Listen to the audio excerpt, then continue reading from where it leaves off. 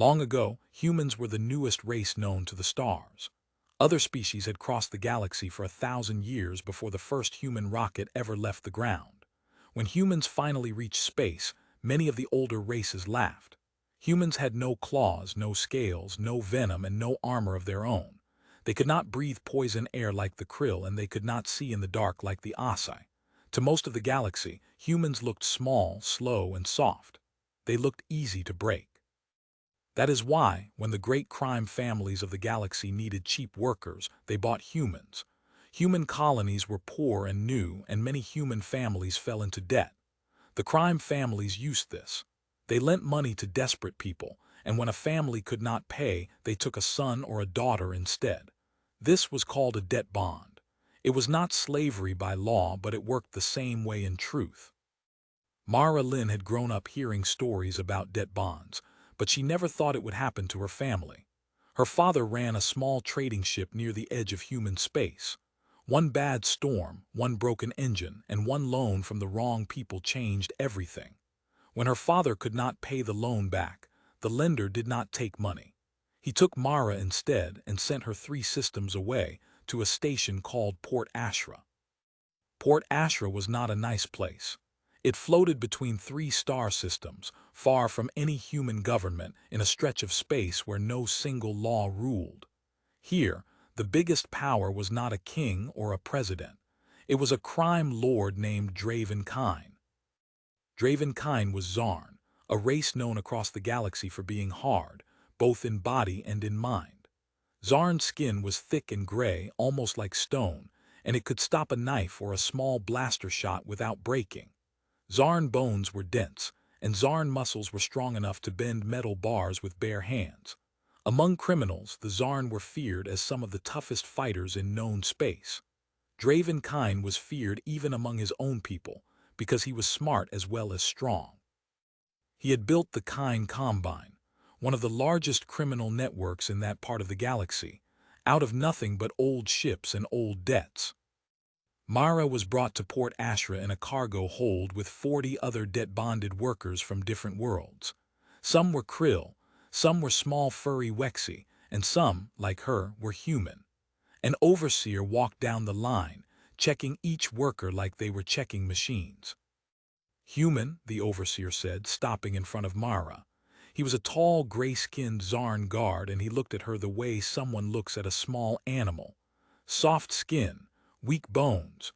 You will not last long in the lower decks. You go to house service instead." Mara did not know if this was good luck or bad luck. House service meant working inside Draven's private tower, cleaning, carrying, and serving. It was safer than the lower decks, where workers handled dangerous cargo and old machines that broke down often. But house service also meant being close to the most dangerous man on the station. For the first few months, Mara barely saw Draven at all. She cleaned floors, carried trays, and stayed out of sight just like she was told. The other workers warned her never to look him in the eye, never to speak unless spoken to, and never to make a sound when he was thinking. He was not cruel in the way some bosses were cruel. He did not shout, and he did not hit his workers for small mistakes. But everyone knew that if you crossed him in a real way, you did not get a second chance. People who betrayed Draven simply disappeared. Mara learned to survive by being useful and quiet. She was good at her work, and she noticed things other workers missed. She noticed which guards were tired at the end of a long shift. She noticed which rooms Draven used for real meetings and which ones were just for show. She noticed that he never ate food brought by a stranger without someone testing it first. None of this made her special. It only made her a good servant. But it also meant that, slowly, Draven began to notice her too. One evening, a meeting ran very late in the tower. Draven sat at the head of a long table with several of his lieutenants, arguing about a shipment that had gone missing. Mara was told to bring drinks and then leave quickly. As she set down the last glass, one of the lieutenants, a krill named Yeth with rough green skin, knocked his own drink over by accident and blamed her. "Clumsy human," Yeth hissed, standing up. "Watch where you put your hands." Mara said nothing. She kept her eyes down and began to clean the spill with a cloth from her belt, just as she had been trained to do. Yeth was not finished. He grabbed her wrist, hard enough to bruise, and pulled her upright. "I said watch your hands," he growled. The room went quiet. Everyone at the table stopped talking and looked toward the head of the table, waiting to see what Draven Kine would do. Draven Kine did not stand up. He did not raise his voice. He simply looked at Yeth with his flat gray eyes and said one sentence. "Let go of my property, Yeth, or lose the hand that is holding it." Yeth let go immediately. He sat back down, and the meeting continued as if nothing had happened. Mara finished cleaning the spill, bowed her head, and left the room as quickly as she could. She did not think much of the moment at the time. She told herself that Draven Kine had only protected his property, the same way he would protect a chair or a data pad. It did not mean anything more than that. Humans on Port Ashra learned early not to hope for kindness. Hope only made disappointment hurt more. But something had shifted, even if neither of them noticed it yet. Over the following months, Draven Kine began asking for Mara by name when he needed something done quietly and quickly. He noticed that she never gossiped about what she heard in his meetings. He noticed that she remembered small details, like which guest liked their drinks cold, and which one did not eat meat. He began to trust her with small tasks that mattered, like carrying private messages between rooms instead of using the station's communication system, which could be listened to by spies. Mara, for her part, began to understand Draven Kine a little better too. She saw that he was not cruel for no reason. He was careful, always thinking 3 steps ahead, always weighing every action against what it might cost him later.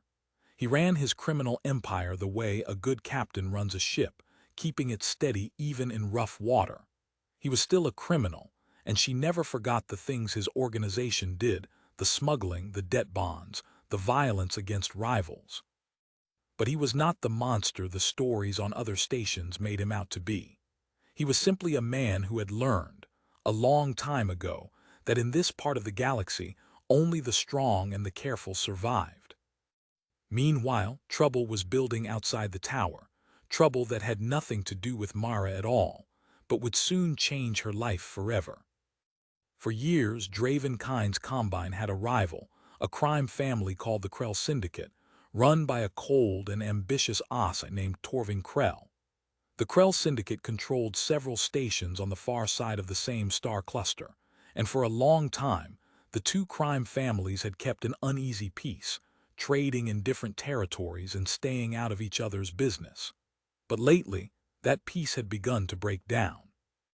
Krell ships had been seen near Kine territory, and 2 of Draven Kine's smaller shipments had gone missing without explanation. Rumors spread that Torvin Krell wanted to take over Port Ashra itself and remove Draven Kine from power for good. Draven Kine was not a man who ignored rumors. He called a meeting with his top lieutenants in a private room high in the tower, with the door locked and only his most trusted guards standing watch outside. "Torvin Krell has requested a meeting," Draven Kine said, standing at the head of the table. A hologram of a distant neutral station floated above the table, showing a small trading outpost called Vesson Point, used by many crime families as neutral ground for talks. "He says he wants to discuss a truce and divide the shipping lanes fairly between us." "You do not believe him," said Sela, an older Zarn lieutenant who had served Draven Kine since the earliest days of the Combine. "I believe he wants something," Draven Kine said. "Whether that something is peace or my death, I do not yet know, but refusing the meeting would look weak, and looking weak invites more attacks, not fewer. We will go to Vesson Point, and we will be ready for anything." The room was silent for a moment, until a lieutenant named Kester spoke up. Kester was younger than most of the others, sharp-tongued and ambitious, always eager to prove his loyalty in front of Draven Kine. "I will personally check every guard on the ship before we leave, sir. Nothing will slip past us." Draven Kine nodded slowly. "See that it does not." Mara heard about the meeting only because she was in the room, quietly refilling water glasses along the wall, as she often was during long planning sessions. She was not asked her opinion, and she did not offer one. But she listened carefully, the way she always did, and something about the way Kester had spoken made her uneasy, though she could not say exactly why. He had spoken with confidence, almost too much confidence for someone worried about an enemy's trap. She pushed the feeling aside. It was not her place to question a lieutenant of the kind Combine, especially not over a feeling she could not explain. She had learned long ago that human instincts were often dismissed on this station, even when they were right. Humans were not trusted to have good judgment about danger. Humans were trusted to clean floors and carry trays. In the days before the trip to Vesson Point, the tower buzzed with quiet activity. Guards checked their weapons twice. Engineers went over the ship's systems again and again. Draven Kine himself spent long hours reviewing old records of the Krell Syndicate, trying to guess what Torving Krell might be planning. Mara was told she would travel with the group, as part of the small serving staff that always accompanied Draven Kine on important trips. This was not unusual. What was unusual was a short conversation she had with Draven Kine the night before they left, a conversation that would later feel like the first quiet warning of everything still to come. She had brought him a late meal, as she often did when he worked past midnight. He looked up from his desk, tired but sharp-eyed as always. "You will be careful tomorrow," he said. It was not really a question, but it was not quite an order either. "I am always careful," Mara answered quietly. Draven Kine studied her for a moment, the way he studied everything, weighing it, measuring it. "Careful is not the same as safe," he said. "Vesson Point is neutral ground, but neutral ground has been stained with blood before. If anything feels wrong tomorrow, you get behind the guards and you do not move until I tell you to move. Do you understand?" Mara nodded, "Yes, sir." He returned to his work and she left the room, thinking little more of it. She did not know then that his warning, meant only to protect a servant he had grown used to, would be turned around completely before the next day was over. She did not know that within hours, it would not be Draven Kine protecting her, but her protecting him, in a way that no one on that station, human or otherwise, would ever forget. The ship left Port Ashra early the next morning, cutting through the dark between stars toward Vesson Point. Mara stood near the back of the small serving cabin, watching the stars stretch past the window, unaware that she was flying toward the single most important moment of her life. The trip took almost a full day. Draven Kine spent most of it in a private cabin with Sella and two other senior lieutenants, going over plans again and again, while Kester moved through the ship checking on guards and cargo. Mara stayed in the serving area with two other staff members, a quiet Wexy named Fenn and an older human man named Doran, who had worked for the Combine even longer than she had. Doran had grown thin and gray-haired in service, but his eyes were still sharp. He had seen many crime bosses rise and fall on stations like this one, and he liked to talk about the old days when Mara had a quiet moment to listen. "You know," Doran said, folding cloths for the evening meal, "when I first came to this station, humans were not even allowed near the boss's table. We stayed in the kitchens out of sight, like we were something to be ashamed of." "What changed?" Mara asked. "Draven Kine changed it," Doran said. "Not because he loves humans, do not mistake me. He loves nothing but his own Combine and keeping it strong. But he is not foolish like some of the others. He learned early on that a good worker is a good worker, no matter what they look like. Some bosses waste good hands because they judge too fast. Kine does not waste anything useful." Mara thought about this as she watched the stars shift outside the window. She was not sure if being called useful instead of valued was supposed to comfort her, but on Port Ashra, useful was often the safest thing to be. As the ship grew closer to Vesson Point, the mood on board grew tighter. Guards checked their weapons a third time. Sella walked the halls twice, speaking quietly with each team leader. Even Kester, usually so full of confidence, seemed unusually quiet in the final hours before arrival, standing near the cargo bay with his arms crossed, staring out at nothing. Mara noticed this, the way she noticed most small things, but she said nothing. It was not her place to question a lieutenant's mood, and there could be a dozen simple reasons for it. Perhaps he was only nervous about the meeting, like everyone else on board.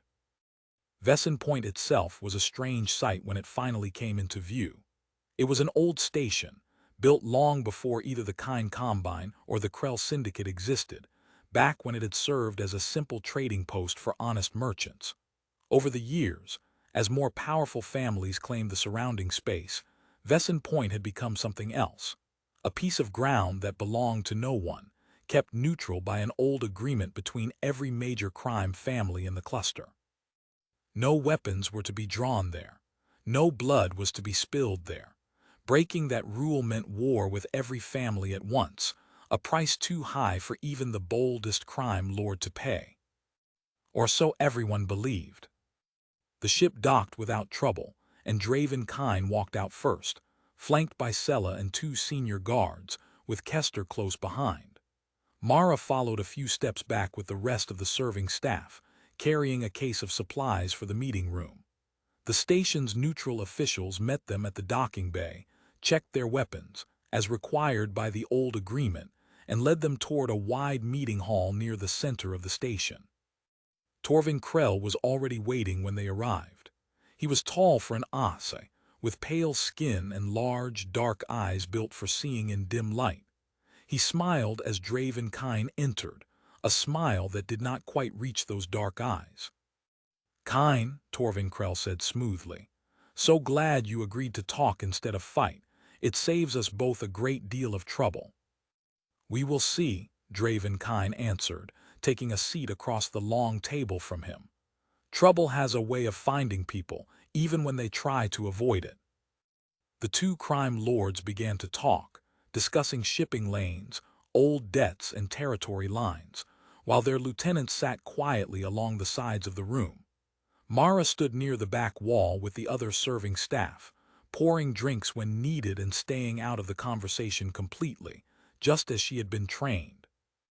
At first, the meeting seemed almost boring, full of slow arguments over numbers and borders that meant little to her.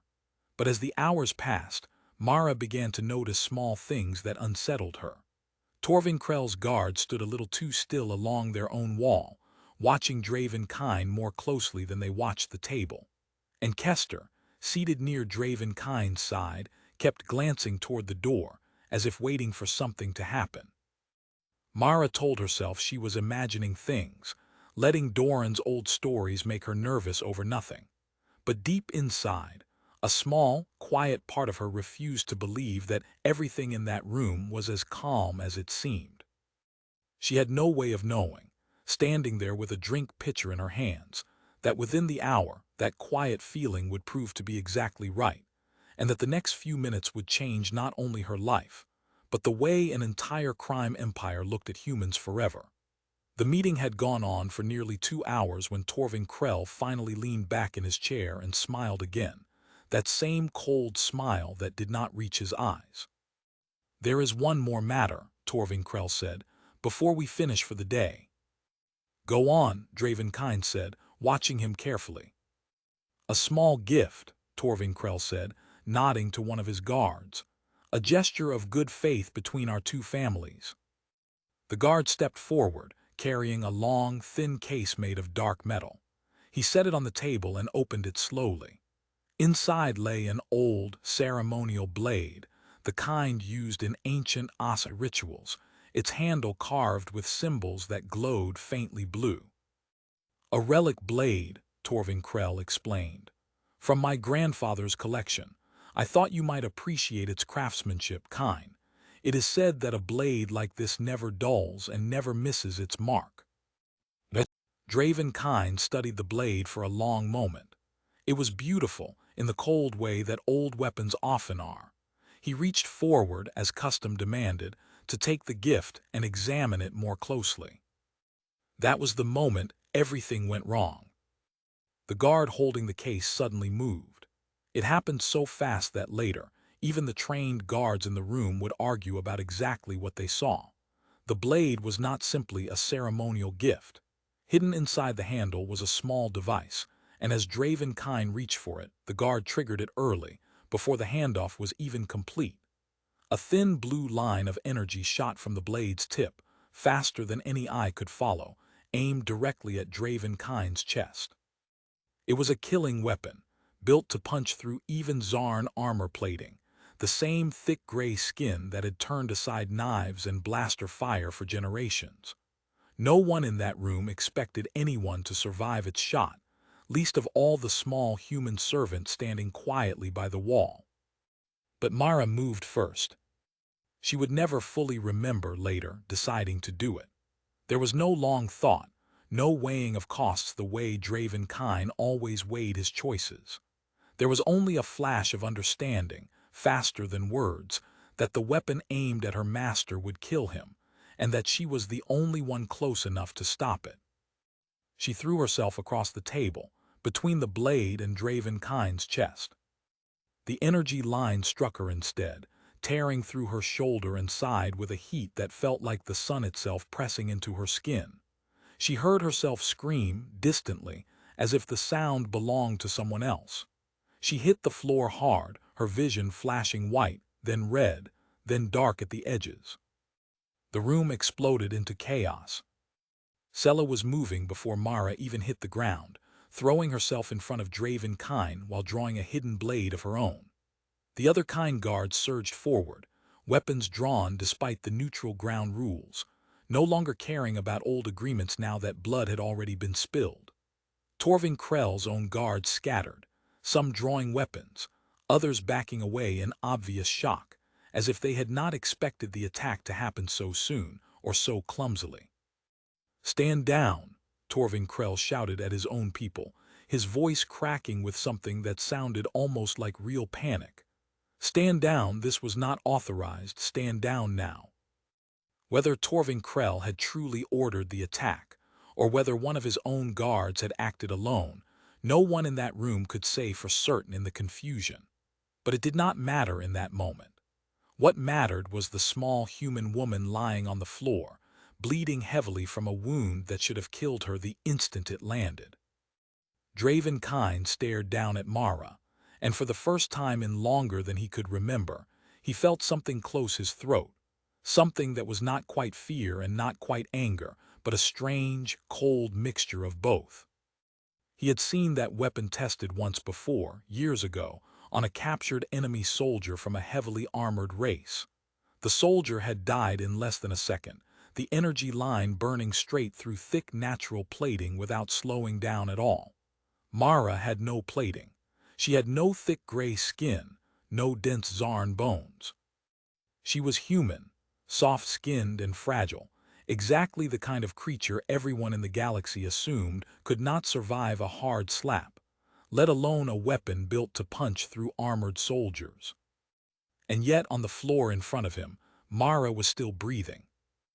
"Medical team, now," Draven Kine roared, his voice cutting through the chaos of the room like a blade of its own. Sela, still standing guard in front of him, flinched at the raw force in his voice, something none of his lieutenants had ever heard from him before. Kester, strangely, seemed frozen near the edge of the room, staring at the scene with wide eyes, though whether from shock or something else, no one paused to notice in that moment. The neutral officials of Vesson Point rushed in from outside, alarmed by the sudden violence breaking the ancient rule of their station. Weapons were lowered on both sides, more from confusion and fear of greater consequences than from any real peace between the two crime families. Torvin Krell knelt beside his fallen guard, the one who had triggered the blade, and found him already dead, killed instantly by one of Draven Kine's people in the first seconds of the chaos. "I did not order this," Torvin Krell said again, quieter now almost to himself. "I did not order this." Draven Kine barely heard him. He had already dropped to one knee beside Mara, ignoring every rule of behavior expected from a crime lord of his standing. Crime lords did not kneel. Crime lords did not touch their own servants with their own hands in front of rivals and allies alike. But in that moment, none of that mattered to him at all. "Stay awake," he said to her, his voice low and rough. Do you hear me? Stay awake." Mara's eyes fluttered, struggling to focus on his face through the pain and the darkness pressing at the edges of her vision. Her shoulder and side burned with a heat unlike anything she had ever felt, but somewhere beneath the pain, a strange, stubborn strength kept her holding on, kept her heart beating, kept her lungs pulling in air even as her body screamed to stop. "You are not supposed to," Draven Kind said, almost to himself, staring at the wound on her side. "It should have killed her instantly. It had not." The station's medical team arrived within minutes, rushing in with a stretcher and emergency equipment. As they worked to stabilize her, one of the medics, a small, wexy doctor with quick, careful hands, glanced up at Draven Kind with obvious confusion on his face. "Sir," the doctor said carefully, "this wound would have killed almost any known species instantly. Her vital signs are weak, but they are stable. I do not understand how she is still alive." Draven Kind did not answer. He simply stood, arms crossed, watching as they lifted Mara onto the stretcher and prepared to move her toward the medical bay. For the first time in a very long time, the most feared crime lord in that part of the galaxy found himself without a single clear thought in his mind, only a strange, tight feeling in his chest that he did not have a name for. Sella stepped up beside him quietly. "Sir, we should leave this station. Whatever the truth behind this attack, it is not safe here any longer." "Agreed," Draven Kind said, his voice flat again, control slowly returning to his face. "Prepare the ship. We take her with us, and we leave as soon as she is stable enough to move." As the medics carried Mara out of the meeting hall, Draven Kind turned back once toward Torvin Krell, who still knelt beside his dead guard, looking shaken in a way that few had ever seen an Asa crime lord look. "We will speak again, Krell," Draven Kind said, "about whether this was truly your guard acting alone or something else entirely, but not today." Torvin Krell only nodded, saying nothing more. The trip back to Port Ashra felt longer than the trip out had been, though the ship moved at the same speed through the same dark space between stars. Draven Kind spent most of it standing outside the small medical room where Mara lay unconscious, watching through a narrow window as the ship's doctors worked to stabilize her further, running scan after scan, each one showing the same confusing result.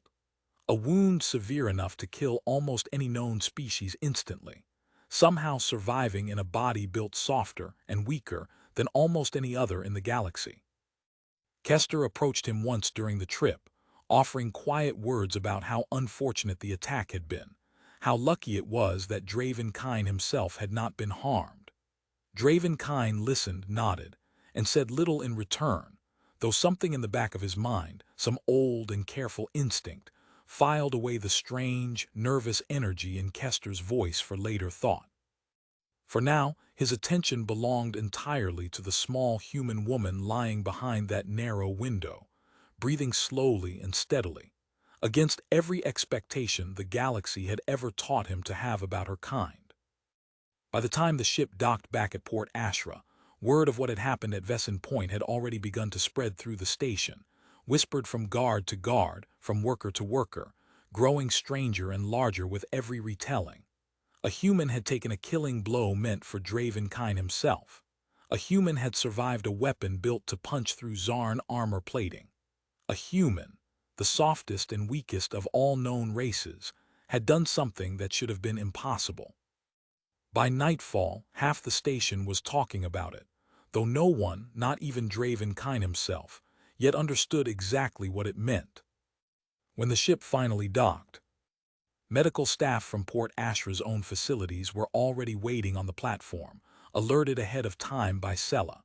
They moved Mara quickly from the ship to the station's private medical wing, a place normally reserved only for Draven Kind's most senior lieutenants, never for a house servant. No one questioned the order. No one dared to. Draven Kind followed the stretcher through the corridors himself, ignoring the surprised looks from guards and workers who had never once seen him walk anywhere at another person's pace instead of his own. He stood outside the operating room for the entire length of the surgery, arms crossed, saying nothing, while Sella stood quietly beside him, watching him with an expression she was careful to keep unreadable. Hours passed. The station's chief physician, an older Czarn named Dr. Wren, who had served the Combine for over 20 years, finally stepped out of the operating room, pulling off a pair of thin medical gloves as he approached. "She will live," Dr. Wren said simply. Something in Draven Kind's shoulders eased, only slightly, though Sella noticed it immediately. In all her years serving him, she had never once seen him show relief so plainly on his face. "Explain to me how," Draven Kind said. "That weapon was built to punch through a Zarn soldier's plating in under a second. She is human. She has no plating at all."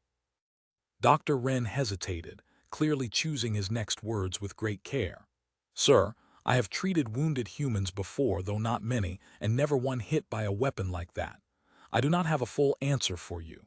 What I can tell you is what the scans showed. Her body reacted to the injury faster than almost any species I have studied. Her blood began clotting within seconds, far faster than a Zarn's would. Her heart rate dropped on its own, slowing the bleeding, almost like her body knew exactly what to do to keep her alive without her thinking about it at all. It is not armor. It is not strength in the way we measure it in Zarn or Krill. It is something else, something built into her from the inside." Draven Kind was quiet for a long moment, absorbing this. "Will she recover fully?" "With time and rest, yes," Dr. Wren said. "She lost a great deal of blood, and the wound will leave a permanent scar across her shoulder and side. But barring complications, she should heal completely." "Good," Draven Kind said. "I want to know the moment she wakes." Dr. Wren nodded and returned to the recovery room, leaving Draven Kind and Sella alone in the quiet hallway. For a long moment, neither of them spoke. "Sir," Sella finally said, choosing her words carefully, the way she always did when she disagreed with something but wanted to say so respectfully. "Word of this is already spreading through the station. Some of the workers are saying a human servant took a killing blow for you and lived. Others are saying it was luck, nothing more. There are already whispers among the lower ranks, wondering what this means for how humans are treated here."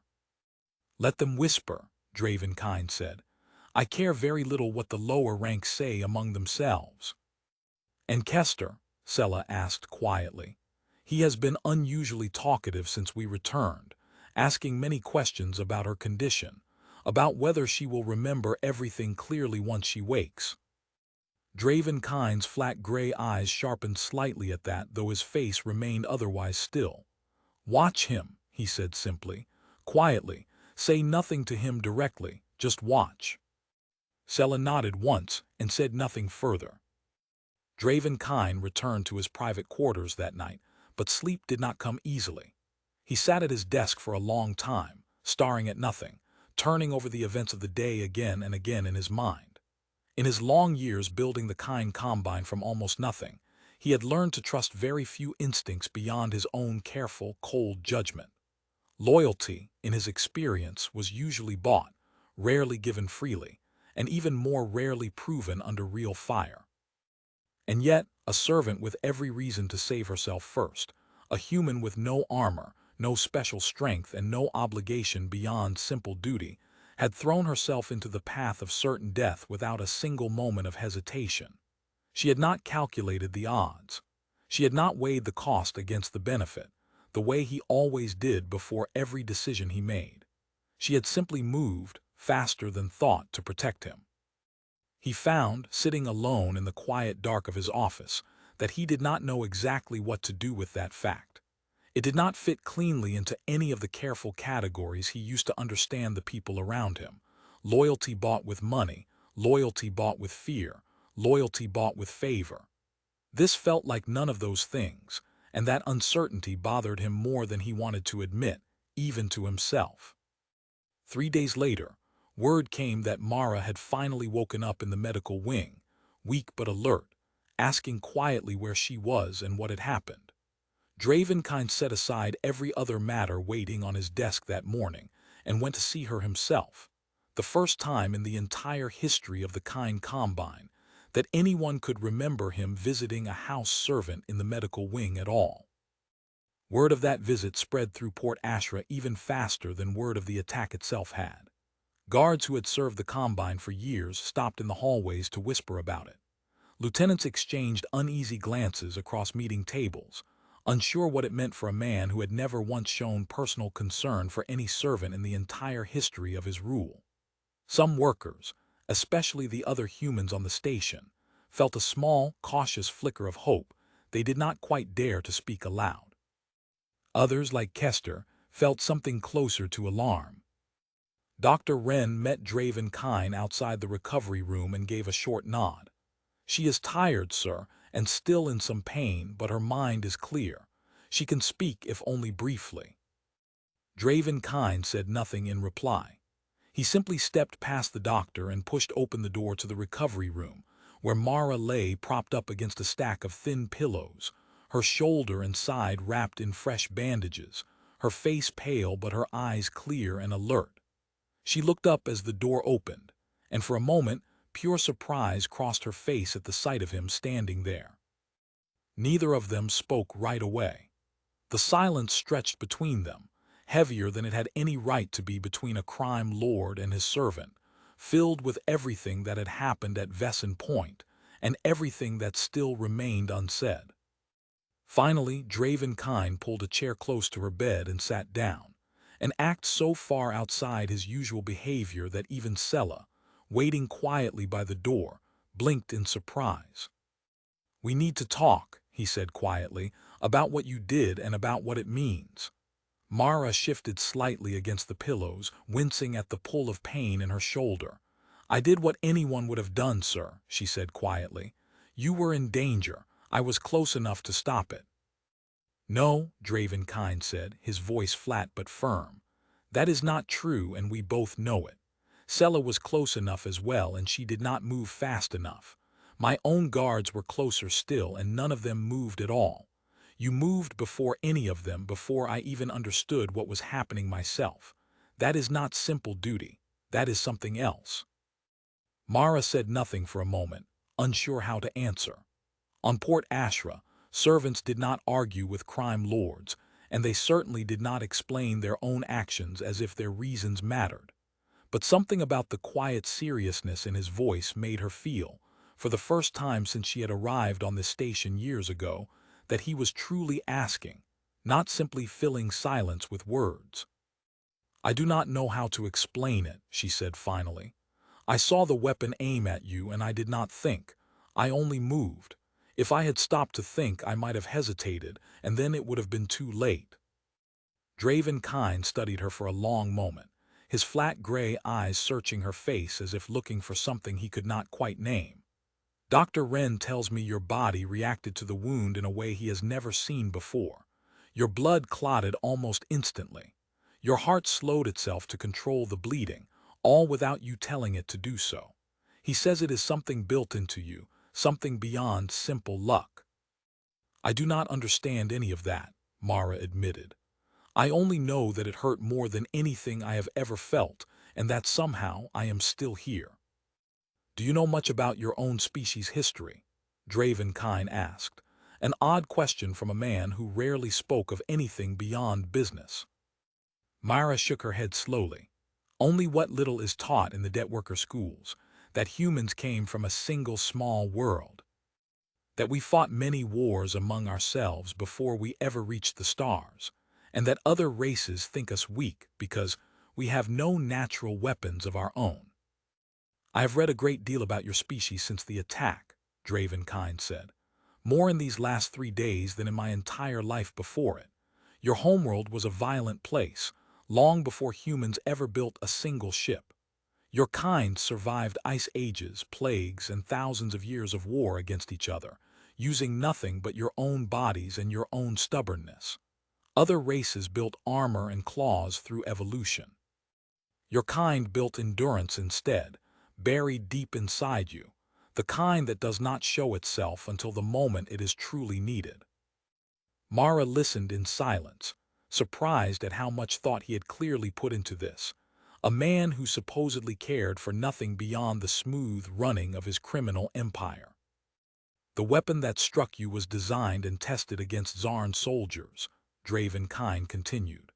Thick plating, dense bone, strong muscle, all of it built by evolution for exactly this kind of fight.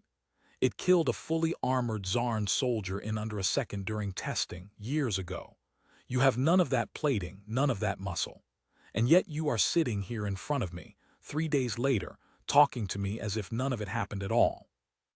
It still hurts, Mara said quietly, managing a small, tired smile despite everything.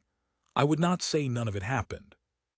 For the first time in longer than anyone on Port Ashra could remember, something close to a real smile crossed Draven Kine's face, brief and almost startled by its own appearance, as if he had forgotten how it felt. No, he agreed, I imagine it does. They spoke for a while longer, though Dr. Wren eventually stepped back in to insist that Mara needed rest.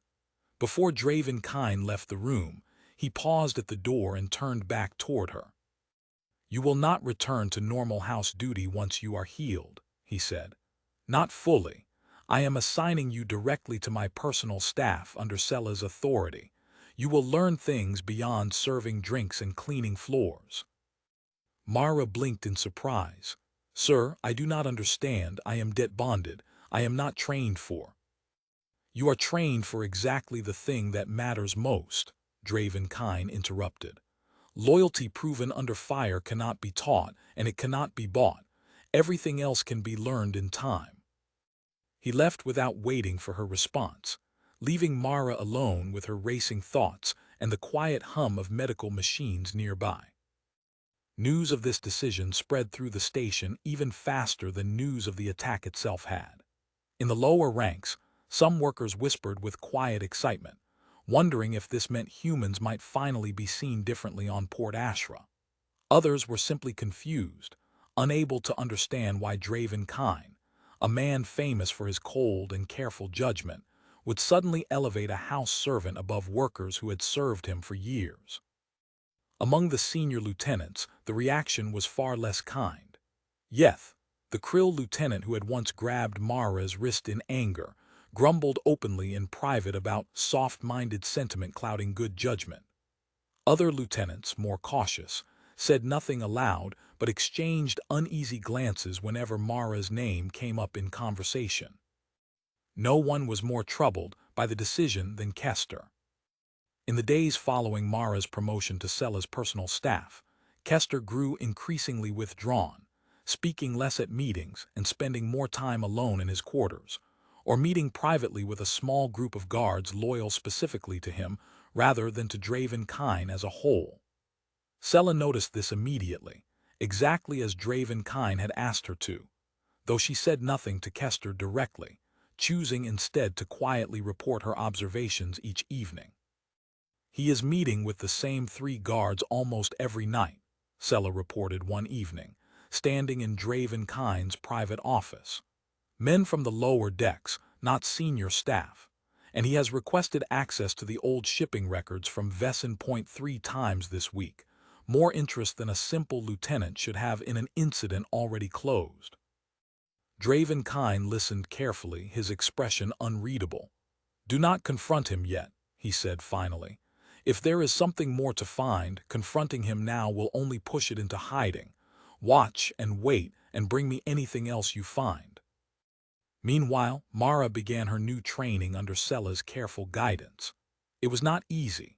She learned quickly that being close to Draven Kine's inner circle meant learning far more than she had ever needed to know as a simple house servant. Sela taught her how to read a room full of dangerous people without giving away her own thoughts. She taught her basic self-defense, enough to protect herself in a fight rather than simply endure one. She taught her how the Combine's finances worked, how shipping routes were planned, and how alliances between crime families rose and fell over small insults and smaller favors. You will never be as strong as a Zarn soldier, Sela told her plainly during one training session, watching Mara struggle through a set of basic defensive movements. And you will never move as quickly as a Krill fighter, But strength and speed are not the only things that matter in this world. You have already proven you have something else, something rarer than either. What is that? Mara asked, breathing hard from the exercise. The will to act without hesitation, even when it costs you everything, Sela said. Most people, no matter their species, freeze in the moment that matters most. You did not. That single fact is worth more to Dravenkind than any amount of raw strength. Slowly, over the following weeks, Mara began to settle into her new role. She still felt like an outsider among the senior staff, still caught uneasy glances from lieutenants who resented her sudden rise, but she also began to notice small changes around her. Guards who had once ignored her nodded politely in the hallways. Younger human workers on the station began to speak of her name with quiet pride, whispering the story of what had happened at Vesson Point as if it were something to be proud of, rather than something to hide. Dravenkind himself began speaking with her more often, not only about Combine business, but occasionally about smaller things, her homeworld, her family, the debt that had brought her to Port Ashra in the first place. He never spoke of feelings directly, not in the way most people might expect from someone growing closer to another person. But he began asking after her recovery, checking on her training progress with Sela, and including her, more and more often, in decisions that had nothing to do with pouring drinks or cleaning floors. None of this went unnoticed by Kester, whose quiet meetings with his small group of loyal guards grew more frequent as the weeks passed, and whose interest in the failed attack at Vesson Point seemed to deepen rather than fade, exactly opposite of what anyone closing an old matter should feel. Not everyone accepted the changes quietly. One afternoon, as Mara crossed the main hallway of the tower carrying a stack of shipping reports for Sela, Yeth stepped directly into her path, blocking her way with his arms crossed. "Look at you," Yeth said, his rough green skin creasing as he sneered down at her. "Walking the halls like you belong here now. A servant plays hero once, and suddenly she thinks she is one of us." "I am only doing the work I was assigned," Mara said calmly, refusing to look away from him, though her heart beat faster than she let show on her face. "Work," Yeth repeated with contempt. "You poured drinks a month ago. Now Sela teaches you our business and the boss speaks to you like an equal. Do you think that changes what you are? A human is still a human, no matter how many lucky accidents happen to you." "It was not luck," Mara said quietly. "I chose to move, that is all." Yeth opened his mouth to answer, but a voice from further down the hallway cut him off before he could speak. "Is there a problem here, Yeth?" Sela stood a short distance away, her arms loose at her sides but her posture unmistakably ready for trouble. Yeth straightened immediately, his sneer fading into careful neutrality. "No problem," Yeth said, "simply a conversation." "Then finish it elsewhere," Sela said. "Mara has reports to deliver, and I have little patience today for conversations that waste her time." Yeth walked away without another word, though the look he threw over his shoulder at Mara made it clear the matter was far from settled in his own mind. Sela watched him go, then turned to Mara with a faint, tired sigh. "Ignore him," Sela said. "Yeth has always measured worth in claws and muscle. He will need time to understand that Dravenkind measures it differently, or he will need to leave the Combine entirely. Either way, it is not something you need to solve yourself." "Why does it bother them so much?" Mara asked, genuinely curious. "I am not trying to take anything from anyone." "Because you remind them of something uncomfortable," Sela said. "For as long as any of us can remember, humans have been placed at the very bottom of this station's order, useful for cheap labor and little else. You proved, in a single moment, that the bottom of the order can rise higher than anyone expected, faster than anyone was ready for. That frightens people who built their whole sense of importance on staying above someone else." Mara thought about this for a long while after Sela walked away, turning the words over in her mind as she continued down the hallway towards Sela's office. She had never thought of herself as dangerous to anyone's sense of importance. She had only ever tried to survive, one day at a time, in a place that had never been built with people like her in mind. That evening, Draven Kine invited her to a quiet, private dinner in his own quarters, something he had never done before with any servant, current or former. Mara arrived nervous, unsure what to expect, but found him simply sitting at a small table with 2 plates of food already set, looking almost, though not quite, relaxed. "Sit," he said simply, gesturing to the chair across from him. They ate mostly in silence at first, though the silence felt less heavy than it once had between them. Eventually, Draven Kine spoke. "I was not always the man who runs the Kine Combine," he said, staring down at his plate rather than at her. "My father built the first pieces of this organization from almost nothing, trading cheap goods between small stations no one else cared about. He was killed by a rival family when I was young, before I was strong enough to protect him. I swore, standing over his body, that I would never again be too weak, or too slow, or too trusting, to protect what mattered to me." Mara said nothing, sensing that he was not finished. "For a long time," he continued, "I believed that strength alone kept a person safe. Thick skin, strong hands, fast reflexes. I built my entire organization around that belief, valuing soldiers who could bend metal with their bare hands over anyone who could not. It made the Combine strong, but it also made me blind to something else." "What is that?" Mara asked quietly.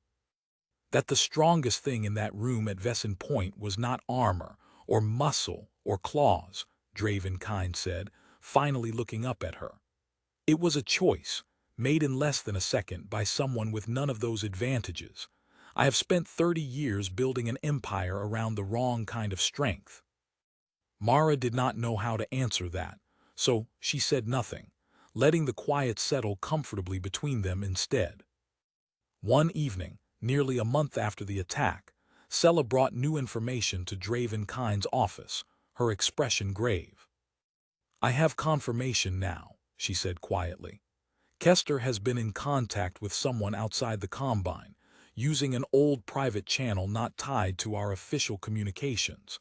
I do not yet know who is on the other end, but the pattern matches methods the Krell Syndicate has used before." Draven Kine's expression did not change, but something cold settled behind his flat gray eyes. "Then it seems," he said slowly, "that Vesson Point was not simply a failed attempt by a single guard acting alone." "No, sir," Sella agreed. "I believe it was only the first attempt." Draven Kine stood and walked slowly to the wide window of his office, looking out over the busy docking bays of Port Ashra, ships coming and going under the pale light of the station's artificial sun. "Kester has served me for 6 years," he said quietly. "I trained him myself, brought him up from a low-ranking guard to a full lieutenant. If he has truly turned against me, I need proof strong enough to act on, not simply suspicion." "I will get you proof," Sella said. "Give me a little more time." "Take it," Draven Kine said. "But do not take too long. Whatever Kester and the Krell Syndicate are planning next, I doubt they will wait forever, especially now that their first attempt has failed so publicly." Sella nodded and turned to leave, then paused at the door. "And Mara, sir, should she be told?" Draven Kine was quiet for a long moment, still staring out at the ships beyond the window. "Not yet," he said finally. "Let her finish healing and let her finish her training. There will be time enough to worry her with Kester's betrayal once we know the full shape of it. For now, keep her close and keep her safe." Sella left without another word, and Draven Kine remained standing at the window long after the door closed behind her, turning over every quiet detail of the past month in his mind, searching for the shape of a danger he could still only partly see. Over the next several weeks, Port Ashra settled into an uneasy quiet. On the surface, life on the station continued as it always had, ships docking and departing, workers moving through their daily duties, lieutenants managing their assigned territories. But beneath that surface, 2 very different plans were quietly taking shape, each one unaware of exactly how close the other had come to being discovered. Mara's training under Sela continued to deepen. She had healed fully from her wound by now, though a thin, pale scar remained across her shoulder and side, a permanent mark of what had happened at Vesson Point. She had grown stronger too, not just in body, learning basic self-defense, and how to move through a dangerous room without drawing unwanted attention, but also in the quiet confidence that came from being trusted with real knowledge for the first time in her life. Draven Kine began including her in more meetings, not simply as a silent servant along the wall, but seated near Sela, listening and occasionally offering a quiet observation when asked.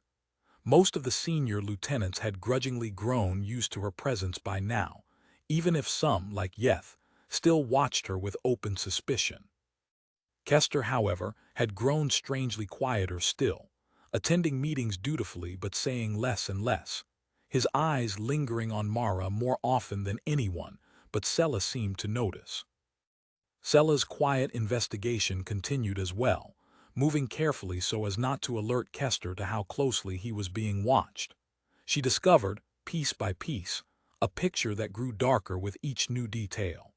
Kester had indeed been in contact with the Krell Syndicate, not once, but many times over the past several months, long before the failed attack at Vesson Point had even taken place. It became clear slowly that the attack itself had not been a simple accident or a single guard acting without authorization, as Torvin Krell had claimed. It had been planned, and Kester had helped plan it. The blade was never meant to fail, Sela reported to Draven Kine one evening, laying out data pads across his desk showing months of quietly gathered evidence. Kester arranged for the weapon to be smuggled into the meeting disguised as a ceremonial gift. He was meant to create a distraction at the critical moment, drawing your guard's attention elsewhere just long enough for the strike to land cleanly. When Mara moved first, faster than anyone expected, it disrupted his timing completely. That is why he seemed so shaken afterward. His own plan had nearly worked exactly as intended, and a house servant undid it in a single instant. Draven Kine studied the evidence in silence for a long time, his expression carved from stone. And Torvin Krell.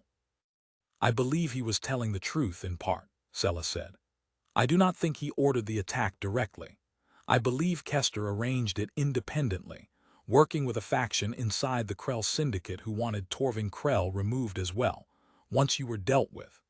Kester intended to take control of the Kine Combine himself once you were gone, likely with support from this faction in exchange for favorable territory once both changes of leadership were complete.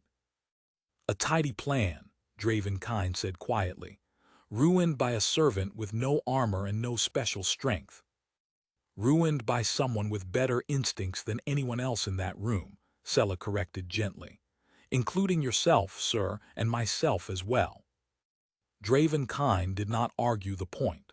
He sat back in his chair, turning the data pads over in his hands, considering his next move carefully, the way he considered everything. Kester will not stop simply because his first attempt failed, he said finally. A man willing to plan an assassination once will plan it again, more carefully the second time. We cannot wait for him to strike first. What would you have me do? Sela asked. Nothing yet, Draven Kine said. If we move against him now, based only on evidence we have gathered quietly, his allies within the Krell Syndicate may simply retreat and wait for another opportunity later, perhaps one we do not see coming as clearly as we saw this one.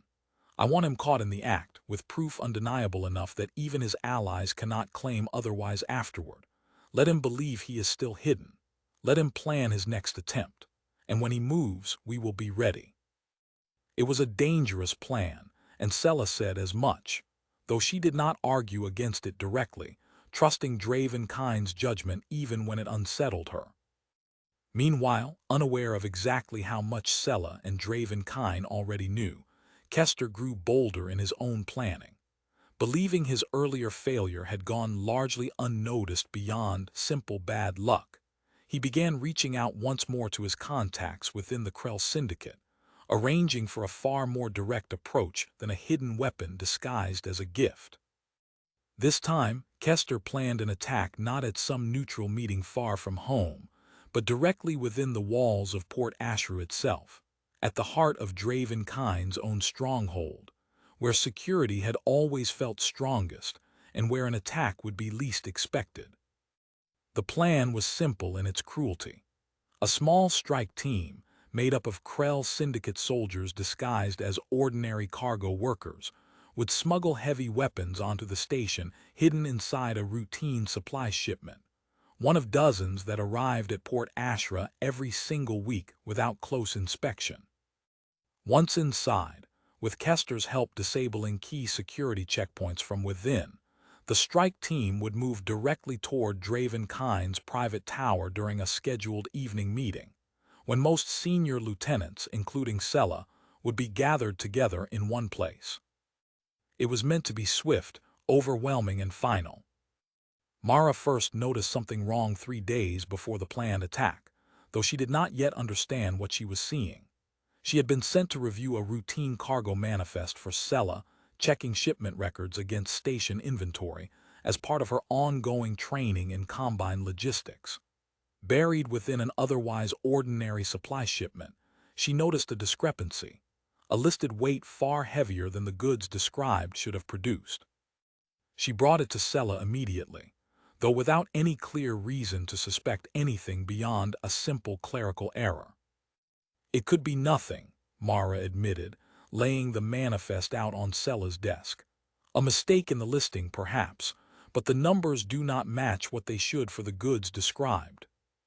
Sella studied the manifest carefully, her expression sharpening as she recognized the shipment's origin point, a small trading post known to have loose ties with the Krell Syndicate in the past. She said nothing to Mara about her suspicions directly, not wanting to alarm her before there was solid proof, but she brought the manifest immediately to Draven Kind. "This may be exactly what we have been waiting for," Sella said, laying the data pad in front of him.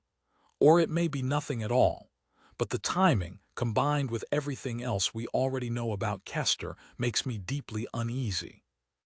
Draven Kind studied the manifest in silence, his mind already working through every possibility. "Increase security around that shipment quietly," he said finally. "Do not seize it outright. If this is truly part of Kester's plan, seizing it now will only warn him that we know more than we should. Let it through, but watch it closely from the moment it docks."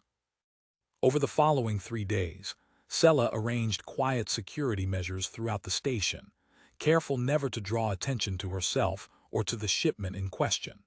Trusted guards, loyal to Draven Kind alone rather than to any single lieutenant, were placed discreetly near key checkpoints throughout the tower, ready to respond the moment anything unusual occurred.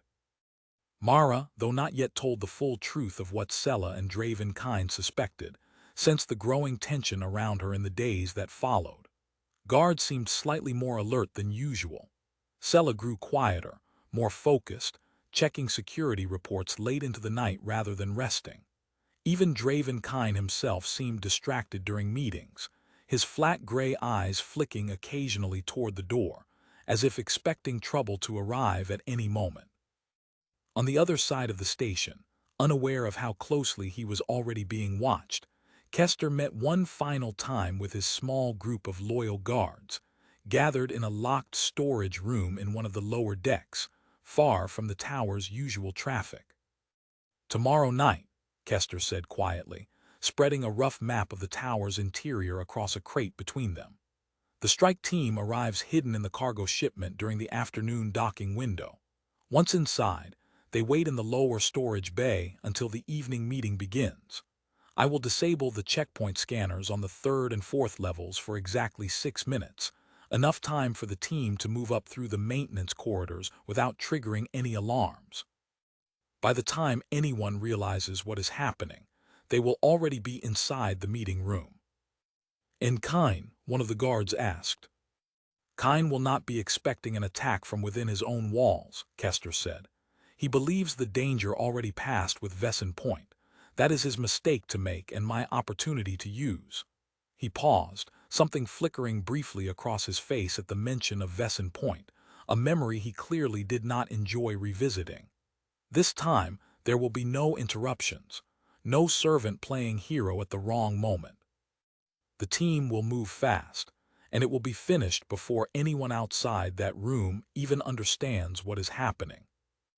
What Kester did not know, and could not have known, was that his own contact within the Krell Syndicate had grown careless in recent weeks, using an old communication channel that Sella had quietly flagged months earlier during her investigation into the Vesson Point attack. Every message Kester believed Private had, in fact, already passed once through a filter Sella had built specifically to watch for exactly this kind of activity. He believed himself hidden. He was not. Back in the tower, Sella spent that same evening walking the corridors personally, placing trusted guards at key points without drawing attention to her purpose. She chose men and women who had served the Combine the longest, guards whose loyalty to Draven Kine himself, rather than to any single lieutenant, had been tested many times over the years. Each one received the same quiet instruction: watch closely tomorrow evening, say nothing to anyone outside this group, and be ready to move the instant she gave the signal. She also reviewed, again and again, the layout of the tower's maintenance corridors, the same narrow passages Kester intended to use to move his strike team unseen. If his plan truly depended on disabling checkpoint scanners for a short window of time, then that same window offered Draven Kine's own people a chance to prepare a response of their own, quietly, before the strike team ever reached the meeting room at all. We let them come as far as the lower storage bay, Sella explained to Draven Kine later that night, laying out her plan across his desk. We do not stop them at the checkpoints, where Kester expects resistance and will notice immediately if his plan fails too early. We let him believe everything is proceeding exactly as he intended. Only once the strike team reaches the final corridor leading to the meeting room do we close in from both directions, trapping them with nowhere left to retreat. And Kester himself, Draven Kine asked. He will likely remain near the checkpoint controls to maintain the disabled scanners for as long as possible, Sella said. I have already arranged for 2 guards to be stationed nearby, watching him directly the moment the strike team is confirmed inside the tower. Draven Kine nodded slowly, satisfied with the plan, though a quiet tension remained behind his flat gray eyes that had nothing to do with tactics or timing. And the meeting itself, he said. It must proceed exactly as scheduled, or Kester will suspect something is wrong the moment his own information does not match what he expects to see. Yes, sir, Sella agreed. Which means you and everyone seated at that table will be sitting directly in the strike team's path when they finally arrive. It was this final detail that had kept Draven Kine awake long into the previous several nights, turning the plan over again and again in his mind, searching for any way to protect his people without alerting Kester too early to what was truly coming. He had built his entire life around calculating risk carefully before acting, and this plan asked him to sit still, exposed, while danger approached exactly as intended. Finally, the evening before the scheduled meeting where Kester's strike team planned to move, Draven Kine called Mara to his office alone. There is something you need to know, he said quietly, once the door had closed behind her. Something I should have told you sooner, though I hoped to spare you the worry until we understood it more fully ourselves. He explained everything then, the months of quiet investigation, Kester's betrayal, the true story behind the attack at Vesson Point, and the strike team believed to be arriving disguised within tomorrow's cargo shipment. Mara listened in growing horror, understanding at last why the station had felt so tense in recent days. Tomorrow evening, during the scheduled lieutenant meeting, we believe Kester's strike team will move against us directly, Draven Kine finished. I am telling you this because I want you close to me tomorrow, not far away where you cannot act if something goes wrong. You have already proven once that your instincts move faster than anyone else's in a moment of true danger. I would rather have you beside me tomorrow than safely out of reach. Mara felt her heart pounding, fear and determination mixing together in a way she had never quite felt before. "I will be there," she said quietly. "Whatever happens." Draven Kine studied her for a long moment, something unreadable passing behind his flat gray eyes. "I know," he said simply. "That is exactly why I am telling you." That night Mara could not sleep. She lay awake in her small quarters, staring at the ceiling, thinking about Kester's calm voice at every meeting she had attended over the past month, never once suspecting the plan forming quietly behind his eyes. She thought about the weapon that had torn through her shoulder at Vesson Point, and about tomorrow's danger which promised to be far larger, a full strike team rather than a single hidden blade. Unable to lie still any longer, she rose and walked quietly through the tower's darkened halls, eventually finding herself in the small kitchen where house staff often gathered during quiet hours. Doran was there, as he often was late at night, mending a torn uniform by hand rather than sending it to be repaired by machine. "Cannot sleep either?" Doran asked, glancing up as she entered. "No," Mara admitted, sitting down across from him. Doran studied her face for a long moment, reading the tension there easily, the way an old friend often can. "You are afraid," he said, not unkindly. "Yes," Mara said, seeing no reason to deny it. "Good," Doran said. "Fear before real danger means you understand what you are facing. It is the ones who feel nothing at all who make foolish mistakes. Fear does not mean you will fail tomorrow. It only means you understand the weight of what you are choosing to do." "What if I freeze?" Mara asked quietly. "What if this time I hesitate?" "You did not hesitate at Vesson Point," Doran said simply. "I do not believe you will hesitate tomorrow either. Whatever it is inside you that moved faster than thought that day, it has not left you since. I have watched you these past weeks, Mara. You are not the same frightened girl who arrived on this station years ago, afraid to speak above a whisper. Whatever tomorrow brings, you will not face it as that girl. You will face it as someone who has already proven once exactly what she is capable of." Mara sat with his words for a long while after he returned to his mending, finding, slowly, a steadier calm settling over her racing thoughts. When she finally returned to her quarters near dawn, she did not sleep, but she no longer felt quite so afraid either. The next morning arrived quietly across Port Ashra, an ordinary day by every outward appearance, ships docking and departing exactly as scheduled, workers moving through their usual routines. Only a small handful of people on the entire station knew that, somewhere within the day's ordinary cargo shipments, a strike team waited to bring violence into the very heart of the Kine Combine before the evening was through. The cargo shipment arrived exactly on schedule that afternoon, passing through the docking bay's inspection with no unusual delay. Hidden among crates of ordinary trade goods, 6 Krell Syndicate soldiers waited in silence, breathing shallow and slow, trained for exactly this kind of patient, hidden approach. None of the station's regular dock workers noticed anything unusual about the shipment at all, exactly as Kester had promised. By early evening, the strike team had moved quietly from the cargo hold into the lower storage bay, waiting in the shadows between crates for Kester's signal. Sella's chosen guards watched from a careful distance, staying hidden themselves, reporting each small movement back to Sella through a private channel Kester knew nothing about. At the appointed hour, the senior lieutenants gathered in Draven Kine's private meeting room, exactly as scheduled, exactly as Kester expected. Sella sat near the head of the table, close to Draven Kine, her posture calm on the surface though every sense remained sharply alert beneath it. Mara stood near the wall in her usual place, close enough to reach Draven Kine quickly if needed, exactly as he had asked. Kester arrived slightly later than the others, taking his usual seat near the far end of the table, his face carefully arranged into its usual calm confidence. No one at the table gave any outward sign that they already knew what he had planned. The meeting began, discussing routine matters of shipping routes and territory disputes, the same kind of business that filled 100 meetings before it. 6 minutes into the meeting, deep in the tower's maintenance corridors, the checkpoint scanners on the third and fourth levels quietly went dark, exactly as Kester had arranged.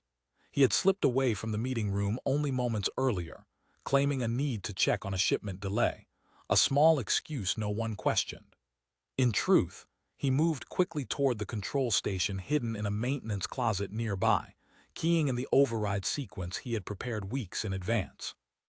The moment the scanners went dark, Sella's hidden guards moved into position along the maintenance corridors, exactly as planned, staying just out of sight as the Krell Syndicate strike team began moving up from the storage bay, weapons ready, believing themselves completely unseen. They were not. The strike team moved swiftly through the darkened corridors, following the same path Kester had mapped out weeks earlier, unaware that guards loyal to Draven Kine alone shadowed their every step from a careful distance behind. As the strike team reached the final corridor leading directly to the meeting room, Sella's forces closed in from both directions at once, exactly as she had planned, trapping the soldiers with nowhere left to run. The corridor erupted into sudden violence. Blaster fire lit the narrow space, and shouts echoed off metal walls as Sella's guards clashed directly with the trapped strike team. Back in the meeting room, the sound of distant weapons fire reached the table clearly, and every lieutenant froze mid-sentence, staring toward the door. "It has begun," Draven Kine said calmly, standing immediately, his flat gray eyes hard and focused. "Guards, defensive positions. Sella's people are already engaged in the lower corridors." Chaos broke out as the remaining lieutenants scrambled for cover or reached for hidden weapons of their own, uncertain exactly what was happening beyond the sound of distant fighting. Yeth drew a blade from beneath the table, backing toward the wall. Two other lieutenants ducked low, unsure whether the danger was already inside the room or still approaching. It was in this moment of confusion that Kester made his final move. He had not gone far after disabling the scanners, waiting instead in the shadows just outside the meeting room, watching through a narrow gap in the door for the exact right moment to strike. Once the strike team's arrival had thrown the room into enough chaos to cover his own actions. He slipped back inside during the confusion, a small hidden weapon drawn from beneath his sleeve, moving directly toward Draven Kine, while every other eye in the room remained fixed on the door and the sounds of fighting beyond it. Myra saw him first. She had positioned herself, without fully realizing it, in a place that let her watch the entire room rather than only the door, exactly as Sella had trained her to do during their long weeks of practice together. She saw Kester's face, calm and focused in a way that did not match the panic around him, and she saw the small weapon in his hand a half-second before anyone else in the room noticed him moving at all. She did not hesitate. She crossed the space between them in 3 quick strides, faster than Kester expected from someone he had always dismissed as a simple servant playing at importance. As his weapon rose toward Draven Kine's chest, Mara struck his arm hard, knocking his aim wide just as he fired. The shot went past Draven Kine's shoulder, striking the wall behind him instead of the man it had been meant for. Kester turned on her instantly, snarling, swinging his weapon back around to correct his aim. But Mara was already moving again, remembering every lesson Sella had taught her during their long training sessions. She grabbed his wrist with both hands, twisting hard, exactly as she had practiced 100 times before, and the weapon clattered from his grip onto the floor. Kester struck her hard across the face with his free hand, staggering her backward, but she did not fall. She had taken far worse at Vesson Point and lived through it. A single blow, however painful, was not enough to stop her now. By this point, the rest of the room had finally noticed the struggle unfolding at its center. Sella's remaining guards, alerted by the sound of the shot fired inside the meeting room, burst through the door just as Draven Kine himself moved forward, no longer content to stand back and watch a servant fight his own battle for him.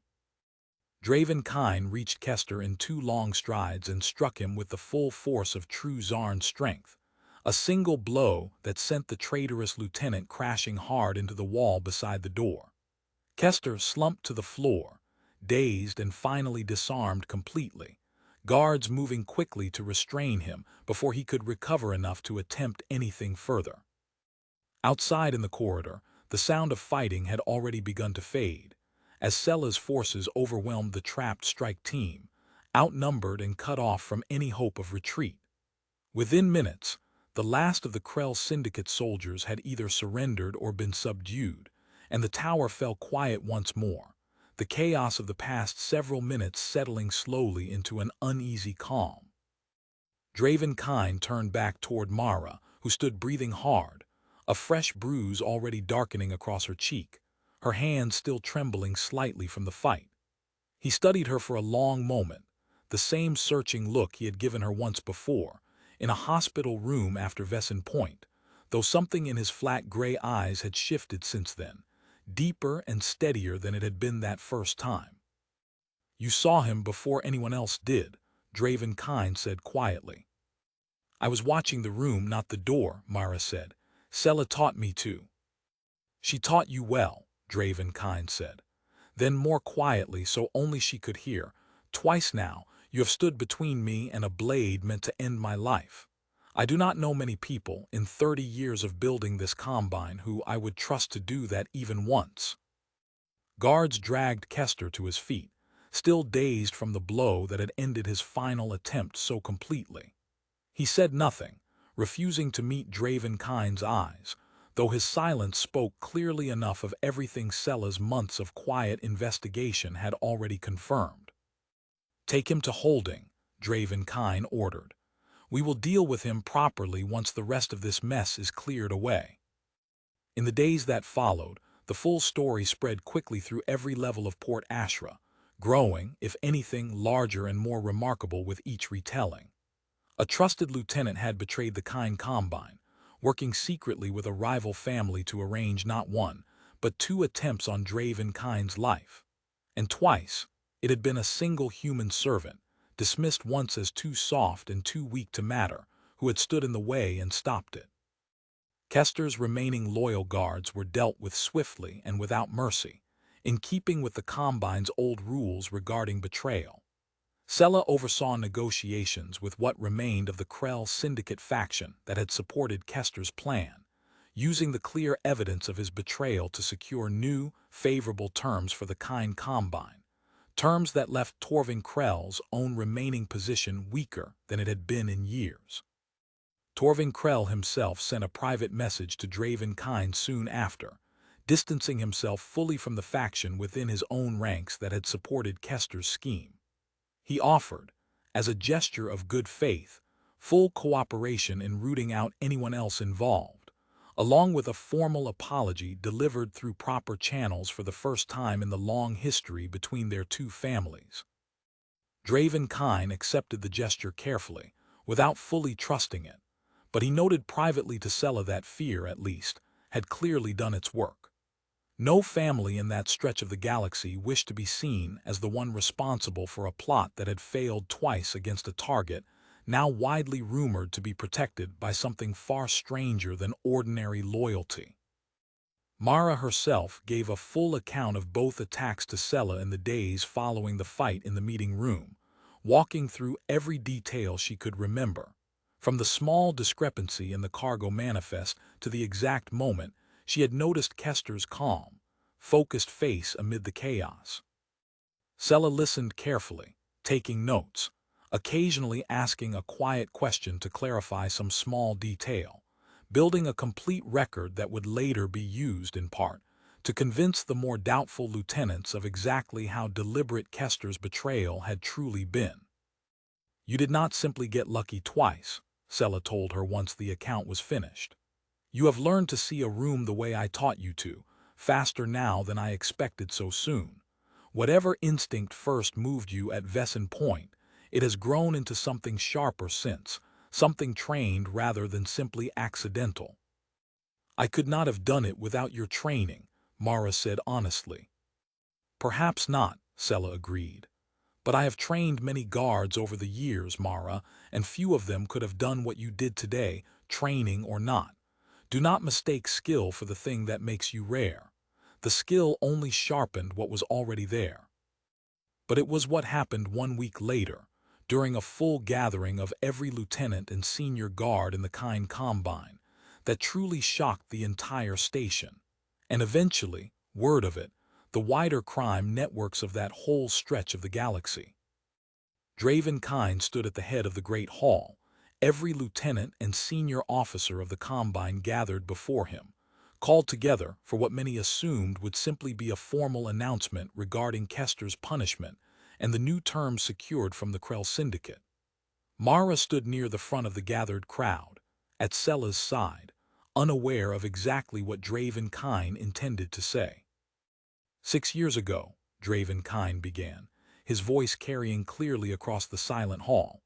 A lieutenant I trusted completely tried twice to end my life, believing that betrayal built on careful patience would eventually succeed where open violence could not.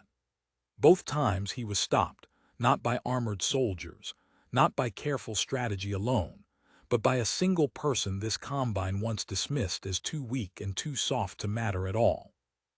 A murmur ran through the crowd, though Draven Kine continued before it could grow louder. For 30 years I built this organization believing that strength meant thick skin, dense bone, and fast reflexes. I filled my ranks with soldiers chosen for exactly those qualities, and I looked past anyone who did not meet them, humans most of all, believing them useful only for simple labor, nothing more. He paused, his flat gray eyes finding Mara across the crowded hall. I was wrong. He gestured, and Mara stepped forward hesitantly, unsure what was happening, as every eye in the great hall turned toward her. Mara Lin came to this station in a debt bond, sold by circumstances beyond her control, valued by this organization for little beyond cheap labor, Draven Kine said. Twice now, she has placed herself between me and certain death, without hesitation, without calculation, without any obligation beyond a choice she made freely each time. That is not the action of property. That is not the action of a servant fulfilling simple duty. That is the action of someone this Combine should have valued as an equal from the very beginning. He reached into his coat and withdrew a small data pad, holding it up for the entire hall to see. This is Mara Lin's debt bond contract, he said, the document that has bound her to service in this Combine since she first arrived on this station. He pressed a single control on the pad, and a soft chime confirmed the contract's cancellation, displayed clearly on the large screen mounted behind him for the entire hall to witness. As of this moment, that debt is cancelled completely, paid in full by my own authority, and Mara Lin is no longer bound to service of any kind within the Kine Combine. The hall fell utterly silent, every lieutenant and guard staring in open shock, an act so far outside anything Draven Kine had ever done in the entire history of his rule that many struggled to believe what they were witnessing. She may leave this station today, if she chooses, free and unbound with safe passage guaranteed to anywhere in known space, Draven Kine continued. Or, if she chooses instead to remain, I am nomming her a full lieutenant of the Kine Combine, equal in rank and authority to Sella herself, answering to no one within this organization except myself. Mara stood frozen, overwhelmed by the sudden weight of everything happening around her, every eye in the hall fixed on her, waiting for her answer. She thought of her family, still living under the shadow of debt on the edge of human space, and she thought of the years she had spent believing herself simply useful, never truly valued. She thought of Vesson Point, and the corridor fight only a week past, and every quiet lesson Sella had taught her since. And she thought of Draven Kine himself, the cold and careful crime lord who had somehow slowly become something she trusted completely.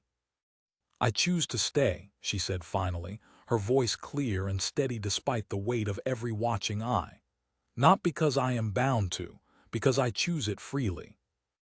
A slow murmur spread through the hall again, though this time, it did not carry the same shock as before. Some lieutenants exchanged uncertain glances, still unused to the idea of a human standing among their equals. Others, especially the younger guards and workers gathered near the back of the hall, watched with something closer to quiet awe, understanding, perhaps for the first time, exactly how much had truly changed on Port Ashra that day. Word of what happened in that great hall spread quickly beyond Port Ashra itself, carried by traders and travelers to other stations across that stretch of the galaxy, growing with each retelling into something close to legend. A crime lord of the kind Combine, feared across a dozen systems for his cold judgment, had publicly named a human woman his equal, tearing apart 30 years of his own careful beliefs in a single afternoon. Other crime families, hearing the story, reacted in different ways. Some dismissed it as simple sentiment, a single crime lord's personal weakness that would surely cost him in time.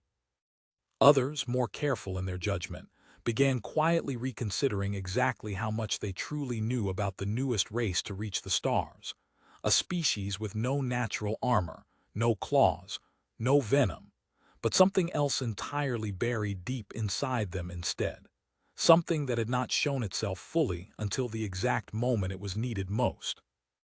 On Port Ashra, Mara Lynn took her place as a full lieutenant of the Kind Combine in the weeks that followed, standing beside Sella and Draven Kine in every meeting that mattered, no longer the quiet servant who once poured drinks and cleaned floors along the walls of rooms she was never meant to speak in.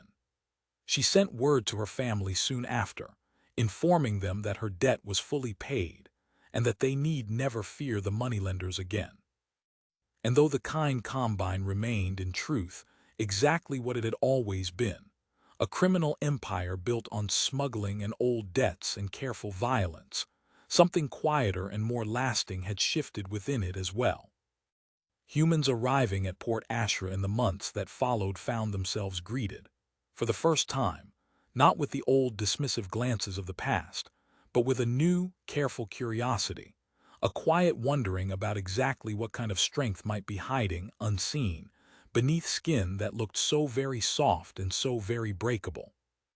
They had learned in the end, exactly as Draven Kine had, that the softest-looking creature in any room might well turn out to be the strongest one in it, when the moment finally came that truly mattered.